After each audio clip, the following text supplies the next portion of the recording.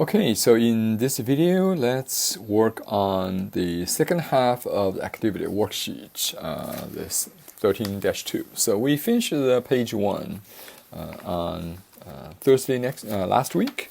So let's work on the, this is basically the answer keys.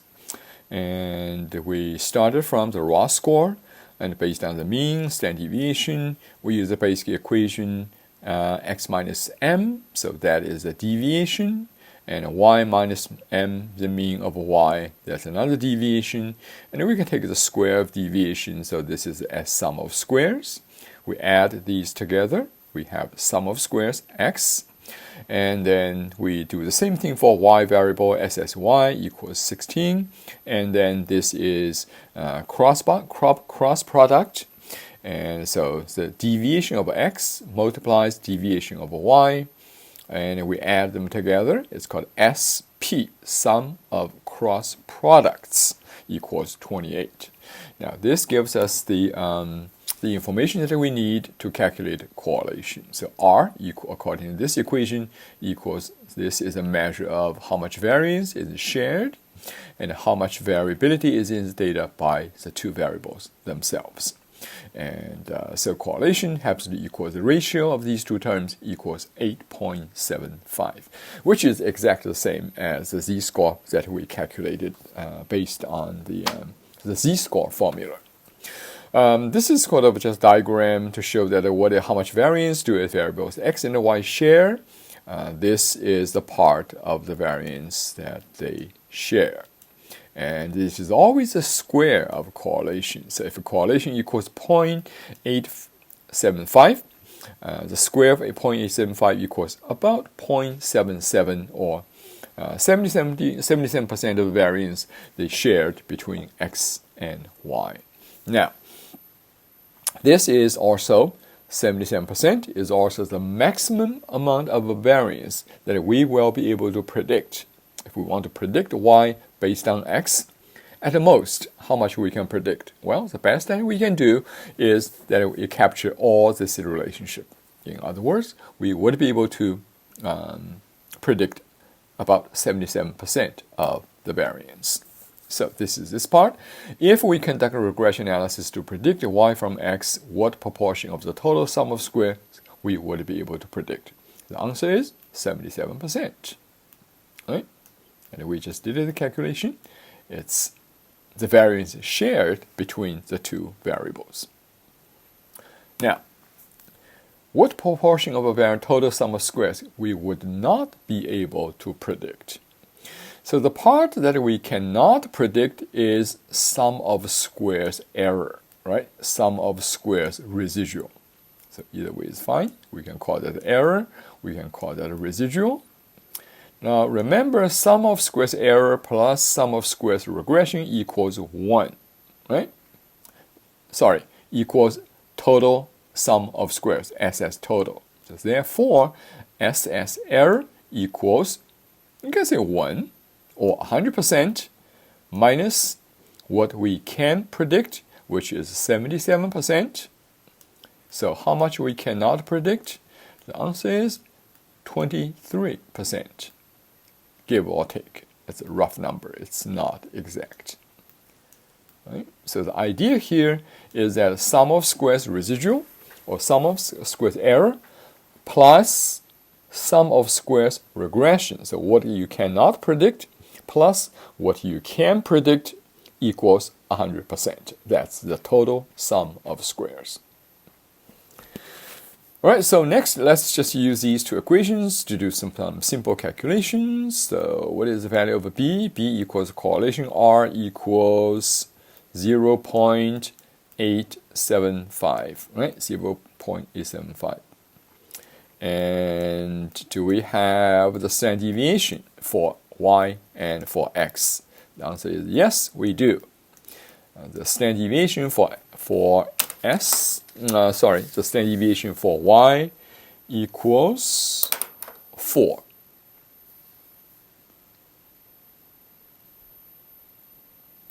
Yes, so y equals 4. The standard deviation of x equals, no, sorry. I got confused. The standard deviation S for y equals 2. The standard deviation for x equals 4. Okay, so b equals more or less roughly half of 0.88, about 0.44 is the value of b. Now, once we have the value of b, we are ready to calculate a. So the mean of y equals 4 minus b equals 0.44 times the mean of x equals 6. So that comes down to the constant equals 1.36. Right? 1.36. Now, once we have the value of a and the value of b, we can write the regression equation.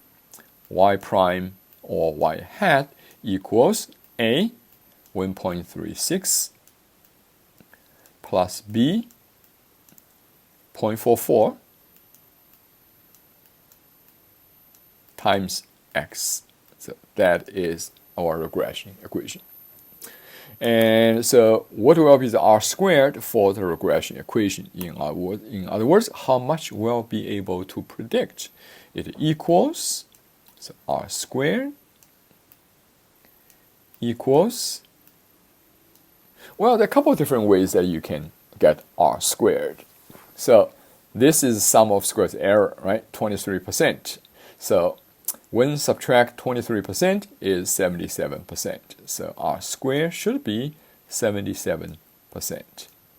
So you can figure out the sum of squared, r squared based on the other things. All right. So that is the part of the second half of the worksheet.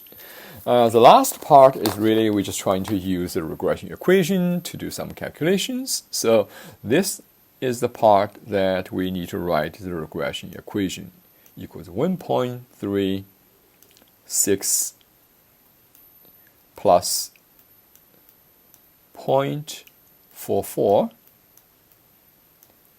times x.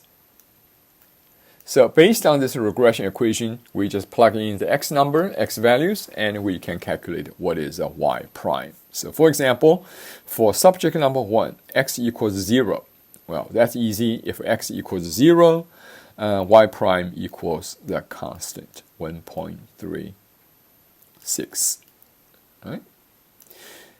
For the second subject, the x value equals 10. So 10 times 0.44 is 4.4 plus 1.36 plus 1.36, we have 5.76. Okay.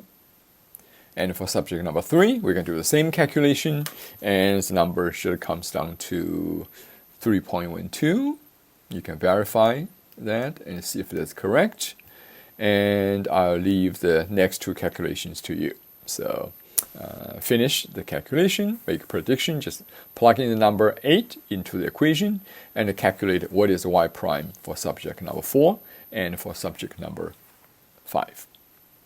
Now, once you have the y prime, we're ready to calculate the residual or the error of prediction. So what is the residual for subject number 1? That's easy. 2 minus 1.36. Right? So that is the residual. That equals 0.64. Okay, so that's y minus y prime. Second subject, 0.24. Third subject, negative 1.12. Okay, you can finish the calculation for subject number 4. And subject number 5. And the last column is that you take the residual and square it. So square of 0.64 equals 0.41. Subject number 2, the square of 0.24 equals 0.06. Subject number 3, the square of negative is positive, so it equals 1.25. Okay. Now you can finish the last 2 subjects. Basically, you take the square of the error in prediction, so the square of the residual, and it should add to. So if you add these 5 across the 5 subjects, what you end up with is sum of squares, right? Sum of squares error or sum of squares residual. Okay, so that is this part, right? And you should get, according to my calculation, it should equal 3.75. Okay, so sum of squares residual equals 3.75. Now from there you can do some just quick calculation just to verify that so we have SStotal equals SSY equals 16. So if you take 3.75, that is SSresidual, what you cannot predict, out of the total sum of squares is 16. So what do you get? Well, you get 0.23 or 23%. So there's 20% of variance that you cannot predict. Now, if there's a 20% of variance you cannot predict, how much you can predict? The answer is 77%, which is exactly the square of 0.875. Okay, so everything just matched perfectly. And before we end this worksheet, I want to remind you again that in the regression analysis, we have this nice relationship. Sum of squares total equals sum of squares regression. That is what you can predict, plus sum of squares residual or error. That is the part that you cannot predict.